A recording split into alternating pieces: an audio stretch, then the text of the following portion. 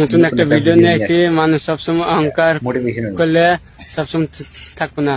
এরকম দেখতেছো গাছটা, আচ্ছা গাছটা গাছটা একদিন অনেক ভালো ছিল, সবসময় ই করতো নিকা, অহংকার করতো নিকা, গাছটা কাজ দিয়ে গাছটার জীবন আজকে মরে মরে গেছে।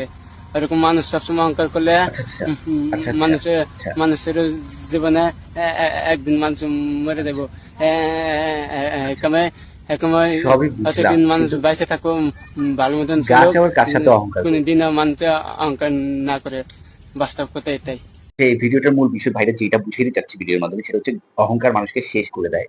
এখানে সে একটা গাছ দিয়ে উদাহরণ দিচ্ছে, এই গাছটা শুকিয়ে মারা গেছে, দ্যাটস মিন গাছটা অহংকার করছে, যার কারণে সে শেষ হয়ে গেছে।